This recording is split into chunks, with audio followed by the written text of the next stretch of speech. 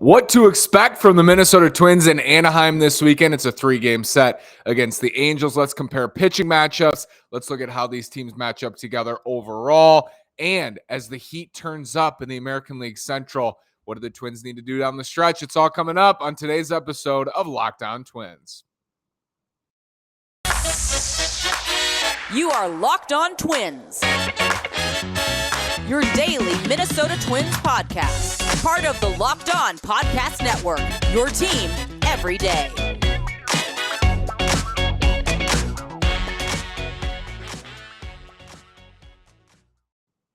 And welcome to the Locked On Minnesota Twins podcast. Today is Thursday, August 11th, and I'm your gracious host, Nash Walker. Thanks for making Locked On Twins your first listen every day on the Locked On Podcast Network, where it's your team every day. Again, this is Nash Walker. Been hosting this podcast on a daily basis for 3 seasons. Been writing about the Twins at Twins Daily for 4 seasons. And here are your American League Central standings. If you're watching on YouTube, you can see, if not, Cleveland in first place, up a game and a half on the Twins, who are in second. The White Sox are in third. They're 3.5 games back of Cleveland and 2 games back of the Twins. And then you have the Royals and Tigers. Cleveland swept the Tigers in Detroit, and the White Sox lost 3 out of 4 in Kansas City, which is not insignificant. I think what I'm hoping to do, what the Twins should be hoping to do, is eliminate one of the other 2 teams. And if the Sox keep losing, they're going to fall out eventually. Their schedule, they have an easy 19-game stretch here, an easy 19-game stretch. They're 8-8. They're not taking advantage of that. Now the Twins get a 10-game stretch where they can take advantage of it. They have to. And it starts this weekend in Anaheim. So what should we expect this weekend? Let's look at the pitching matchups. Let's talk about this Angels team, because the Twins haven't played them yet this year. They're going to play them 6 times down the stretch. 6 out of their last 52 are against these Angels. And it starts with the star power, right? They have stars, but 2 of them are out. One of them is playing, and he's a huge factor in this series, Shohei Ohtani. He's not going to pitch this weekend, which is big for the Twins that he's not pitching, but he's still going to be in the lineup. Mike Trout, Anthony Rendon, they're both out. And since July 1st, the Angels are 12-22. Since May 16th, remember, the Angels got off to a great start. People were starting to chatter, finally, is this the year that Trout and Ohtani are in the playoffs? They're finally going to be there in October. We're going to get to see them play on the biggest stage together. Since May 16th, the Angels are 25-50. 25-50. Like, think of how the Twins have been since right around that time. They've been 30-37, and you watch them and you're like, this is not pretty, like the way that they've played for a majority of those 67 games. The Angels are 25-50 in their last 75 games. Since Mike Trout got hurt, they've played 24 games since Trout got hurt. He's got a back problem. He will not play this weekend. Likely won't play in the series at Target Field either. Since Trout got hurt, the Angels offense in 24 games is hitting .218 with a .281 on base percentage. They're slugging .360. In that span, they have an 80 weighted runs created plus. That's 20% below average, and that ranks 27th in baseball. They have a 0.2 wins above replacement offensively. That is tied for 26th in baseball in that span. As a team, since Trout got hurt, they have a 642 team OPS. That is 27th in baseball. And Shohei Ohtani in that span has an OPS over 900 with a weighted runs created plus at 145. So outside of Shohei Ohtani, this offense is horrifically bad without Mike Trout in their last 24 games. That's good news for the Twins pitching staff, right? They want to face an offense that hasn't been very good. Ohtani's tough, and I think this is one of those series. Baseball is weird. It usually doesn't work out this way. The Cleveland series at Target Field where we said, hey, just got to shut down Jose Ramirez and everything's taken care of. That wasn't the case, because they did shut down Ramirez and the Twins still lost that series to Cleveland. Lost 2 out of 3. That was earlier this year. But this is one of those examples this weekend where, because the rest of the lineup, Taylor Ward, who had a great start to the season, has been really bad over the last month plus. Jared Walsh is not really a threat either. Shohei Ohtani is the one guy you look at more than any, doubly, triply, quadruply more than anybody else in this lineup. And it's truly one of those situations. And I don't always love this because it is baseball. And, a guy who's hitting 220 is still going to get a base hit in 22% of his at-bats, right?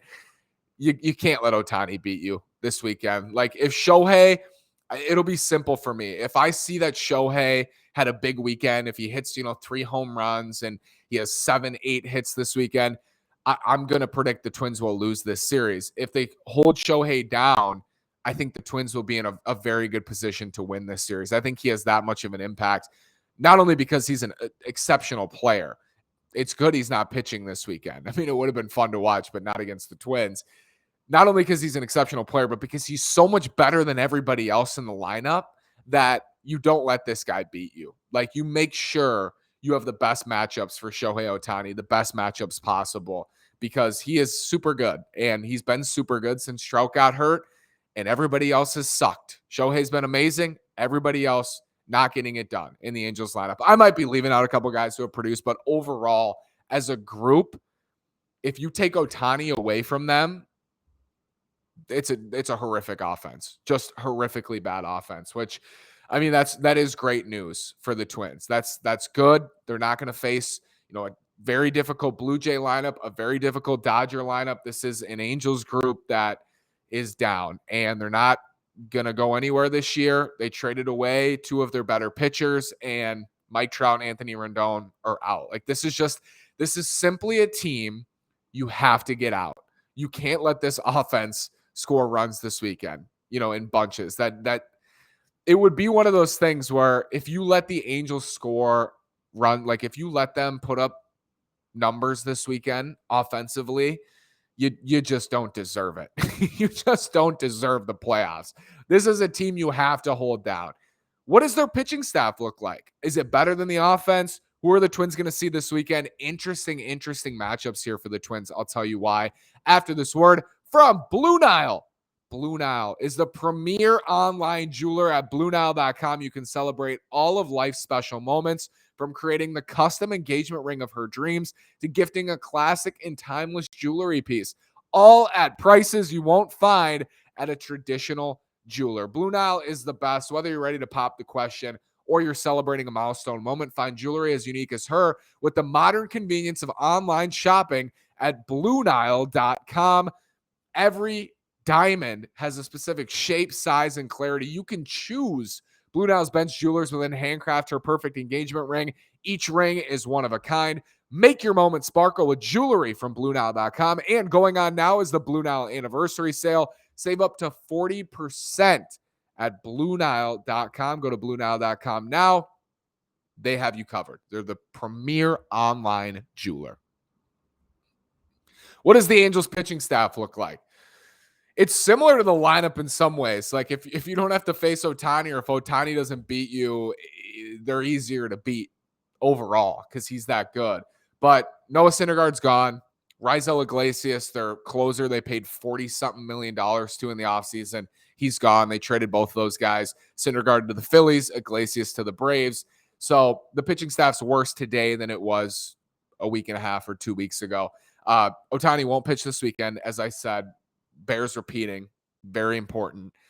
They're 18th this year in relief ERA at 3.96. They're tied for 11th in starter ERA at 3.81. But once again, Ohtani carries a lot of that. I will say they have some decent young starters. They should. I mean, they haven't had pitching for how long? They should have some decent young starters, and the Twins will see a couple this weekend. But so much of this for me, and the starter ERA, the team OPS, the team numbers, offensively, defensively. Ohtani is such a big chunk of those numbers that the team is almost like if you take away Mike Trout, the lineup is way worse. You take away Mike Trout, you take away Anthony Rendon and Mike Trout, the lineup is much worse. Although that Rendon contract has been a disaster on and off the field. Off the field, meaning he's been off the field because he's been hurt for a majority of it. You take Ohtani away, this group, I don't think they can beat you. Flat out. I don't think they can beat you if you take Shohei Ohtani away. The Twins, however, though, and I talked about this the other day, the importance of seeing right-handed pitchers, because the Twins aren't bad against lefties, but they're not as good. They're about league average against left-handed pitching this year, and they don't have Kyle Garlick. So that actually, I think, probably bumps them to below league average, just below league average. They'll see 3 left-handed starters this weekend in Sandoval, Detmers, and Tucker Davidson. So Patrick Sandoval, Reed Detmers, Tucker Davidson, 3 lefties, and it's an interesting group. It's an interesting group. At the front end was Sandoval, who last year I was at Target Field late in the season, late July. Cruz had just been traded a couple days before. It was right before the trade deadline. And Sandoval carried a no-hitter into the 9th inning against the Twins. I believe Brent Rooker broke that up. Sandoval's pretty good. Like, Patrick Sandoval is pretty good. Reed Detmers, he's pretty good. And we'll get to them a little bit later on. These aren't cakewalk pitching matchups. But when I'm the Twins, because we know the strength of the Twins is their lineup, it's been a top 10 lineup for most of the year. Because their strength is the lineup, I would much rather face a team. If you took 2 teams and they had the same record, and one of the teams had an above average offense, but a poor pitching staff, and the other team had a below average offense and an above average pitching staff, I would much rather the Twins play the team with the below average offense and the above average pitching staff, because it's easier to get outs for the Twins' weakness, which is their pitching staff, like their rotation and their bullpen. Those have been the 2 biggest weaknesses this year. And I would much rather face the team with a weaker lineup and better pitching, because I have more confidence the Twins lineup can beat good pitchers than I do that the Twins pitchers can beat a good lineup. They've done it. Like, they did it to Toronto a couple games. They've done it from time to time, but more consistently, this lineup has beat above average pitchers. So I think this is a good matchup this weekend for the Twins. I think the Angels overall are a team you have to beat. You have to beat this team.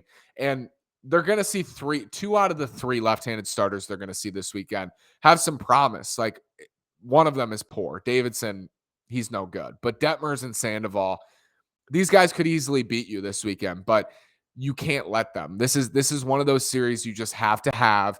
And I'm not saying the Twins have to sweep. They don't have to sweep, but you have to take 2 out of 3 here. I think that these opportunities, they're waning. And if the White Sox aren't going to take advantage and the Guardians are, that makes it even more imperative that the Twins do so when they get these chances against teams they need to beat. But again, I like these matchups. Let's get to the pitching matchups. What to expect this weekend each day. Sometimes I like to break down these series like, what do I expect? What do I predict to happen each day? It's not just about the starting pitching matchups, but a lot of times that sets the tone. Let's get to those after this word from Liver Health Formula. Did you know the key to sustainable weight loss is through your liver? The liver is the body's metabolic furnace. It's responsible for flushing out harmful toxins and igniting your fat-burning metabolism. But thanks to modern diets rich in unhealthy processed foods and constant exposure to thousands of man-made and environmental toxins, most of us have overworked livers. Thanks to Liver Health Formula by Pure Health Research, it's time to rejuvenate your liver health and reignite your metabolism. Liver Health Formula contains 8 liver-boosting super nutrients like turmeric, beet, and artichoke extract. Are you struggling with a bloated belly? Head on over to getliverhelp.com/MLB to try Liver Health Formula completely risk-free. That's getliverhelp.com/MLB to get started and claim your free bottle of Curb Fit with your order. That's getliverhelp.com/MLB to get started. What to expect from the pitching matchups this weekend. Friday should be fun. Sandoval is the best pitcher the Angels will put out there this weekend. Tyler Mahle is the best pitcher the Twins will put out this weekend. So this is a game that could dictate the series. If the Twins can take game 1, Sandoval versus Mahle, I saw the early opening line is Twins -120. So slight favorites. That could change by the time first pitch comes from Sandoval Friday night. But yeah, Sandoval is very solid. Like, good lefty, 310 FIP, very good. Off-speed heavy, good slider, good changeup.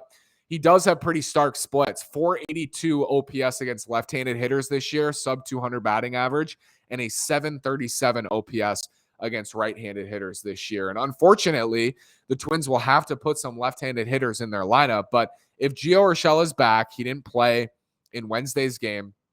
Urshela has a little ankle thing, it sounds like, but I expect him to play Friday night. If Gio's back, you can at least, I think, get 7 righties, and Buxton's back as well. That's super important, of course, this weekend. And it sounds like, again, he will be, hopefully. But if you get Buxton and Gio back, you can have seven righties in the lineup, I believe, with Polanco being a switch hitter. You can go Buxton, Correa, Polanco, Miranda, Urshela, Sanchez, Leon. I mean, you might be DHing Sanchez. You can get a lot of righties in the lineup if you have Gio and Buxton back. So that's what the Twins will need to do against Sandoval, because he's much worse against right-handed hitters. And that's usually the case for left-handed pitchers, but it's even more drastic for the other two, really, for Sandoval. So expect a righty stacked lineup. Don't expect Luis Arraez to be in the lineup Friday night. Expect a righty stacked lineup Friday night. It'll be interesting, though, because 3 lefties, like, when's Louis going to start? I assume he'll start Saturday, Sunday, because Detmers has more even splits. But Sandoval's got such a good slider, he just shuts down lefties. His fastball gets pumped, but his slider and changeup are good pitches, and he can be tough. So this might be a lower scoring game on Friday, actually, between Mahle and Sandoval. And this is an opportunity for Mahle to go out there and pitch extremely well against a poor offense. And if you can get Ohtani, as I said, you can put together, I think, a good performance here. And I'm excited to see what Mahle brings in his second start. First one gave up 3 homers. I don't expect that in his second start, and his first one on the road for the Twins. Saturday is Reed Detmers against Dylan Bundy. So the soft spot of the Twins rotation in Bundy and Archer in the 4 and 5 spots on Saturday and Sunday. In Detmers' last 5 starts, he has a 1.16 ERA with 38 strikeouts. In his previous 5 starts to these last 5 starts, he had a 5.40 ERA and an opponent's OPS of 8.57. So which Reed Detmers are you going to see Saturday night? Who knows? I believe I'll be there Saturday night in Anaheim. It's a short hour and a half drive from me. So I got to get up there. I got to see my Twins on the road again. Detmers has been very good over his last 5. A little bit different, as I said, more even splits against righties and lefties, and the Twins are sending out a worse pitcher. I would say Detmers is a step down from Sandoval as a lefty. The talent level kind of wanes this weekend for the Angels guys they're starting. Sandoval is the best starter. Detmers is a step down, and then Davidson is a couple steps down on Sunday. So what that means is if you can win on the front end, you can set up for a sweep this weekend. And again, I'm not expecting a sweep, but you can set up a sweep if you're the Twins. If you get to Sandoval Friday night, Detmers is worse than Sandoval in my mind, and I know Bundy's worse than Mahle, so that's kind of a one-off. But if you can win Friday night, I think it sets up really nicely, because I expect the Twins to win Sunday when it's Tucker Davidson against Chris Archer. Tucker Davidson traded from Atlanta at the deadline, career 15% walk rate, FIP at 549. Like, this is a guy the Twins just need to destroy on Sunday. And usually they do. Like, sometimes in the past, and it's happened this year. Like, don't get me wrong, the Twins have struggled against poor pitchers this year, like pitchers who are coming in with 5+ ERAs. But a majority of the time, they do get the job done. Like, they find ways to score runs, even on days they're not putting together the best plan or the best at-bats. They still find a way to beat pitchers they should beat. So I expect, and I don't think Archer's been great, but he should be able to handle this Angels lineup. I expect Sunday to be a Twins win.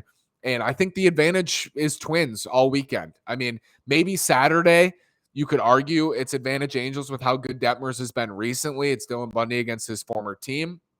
But the Twins having a much better offense than the Angels kind of cancels that out for me. Friday night, you could say, like, Sandoval has had a better season than Mahle. You could say that the Angels have a little bit of an advantage there. I would say it's pretty even. But again, the Twins have the better roster, right? They're the better team. So that's why they have the advantage, I think, in all 3 of these games. You got to play the games. You have to see how it plays out. But they got to have this, man. They got to have this series. They have to take minimally 2 out of 3. You hope Buxton's healthy. You need a good start from Mahle Friday night. Set the tone in this series.